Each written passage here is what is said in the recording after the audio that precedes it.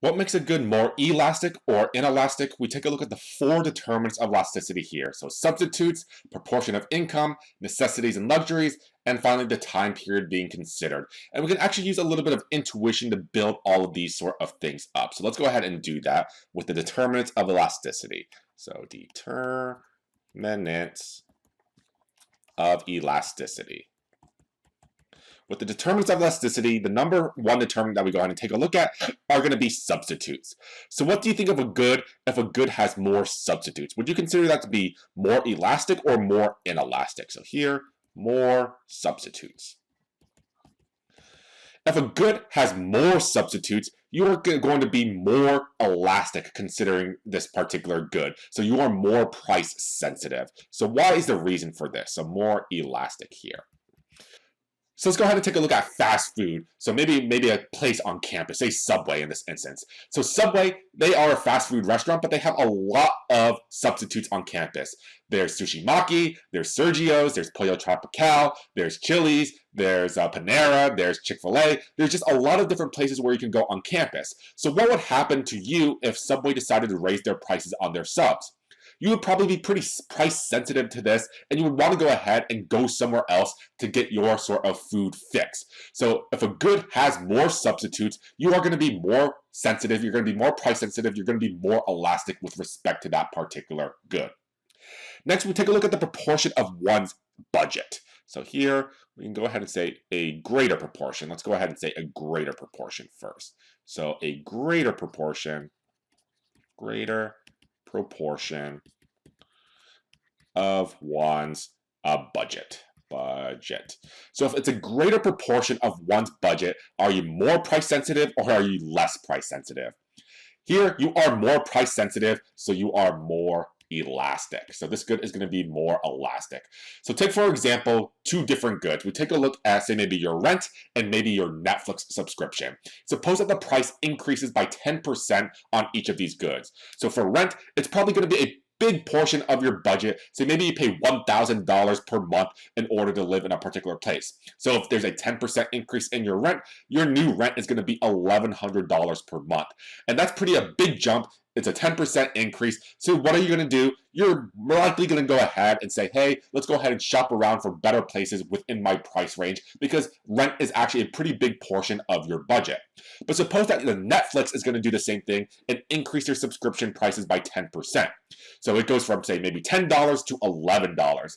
Are you going to go ahead and look for other sort of streaming services, or you're going to say, hey, this is just a small percentage of my budget, so I'll go ahead and keep it. I'll keep this Netflix subscription and not go somewhere else. In this case, even though it's the same percentage increase in prices, it's such a small portion of your budget, you're likely to just go ahead and stick with Netflix and not go elsewhere. So therefore, we see that if it's a greater proportion of your budget or your income, you're going to be seen as more elastic. And if it's a less percentage, or if it's a smaller percentage of your budget, it's going to be seen as more inelastic. Next, we take a look at luxuries versus necessities. So with luxury goods, you're going to be obviously more elastic with these goods, elastic. So things that aren't necessarily things that you need, but these are things that you want. So things like electronics, yachts, high-end food, so maybe like caviar. These are all things that are considered elastic. You are very price sensitive, so not a lot of intuition needed with this one. Same thing that we built up with necessities. With necessity goods, these are things that you need in order to survive. So things like gasoline, life-saving medication, as we saw in the previous video, these are all things that are going to be considered to be more inelastic. So here, you are price insensitive. No matter how much the price changes, you will always buy this good with necessities. And then finally here, we take a look at the time period. So if we have more time to decide, so if you have more time to decide, you are going to be seen as more elastic with this good. So the more time you actually have to decide, you are going to be more price sensitive. So the best example of this is, suppose that you are booking an airline flight and you're taking a look at vacation versus business travel. So business travelers, they have to have the flight right away. They really don't have a lot of time to decide where they want to go. They have to book the flight maybe in, say, maybe a day or two, or maybe even a week. It's a very, very short period to decide.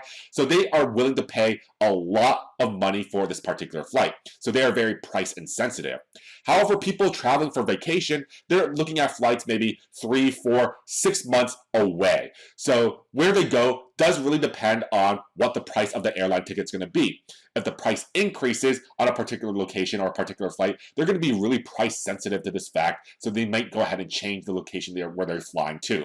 So the more time that you actually have to decide for something, you are going to be more price sensitive, you are more elastic, while if you have less time to decide, you are going to be seen as more inelastic.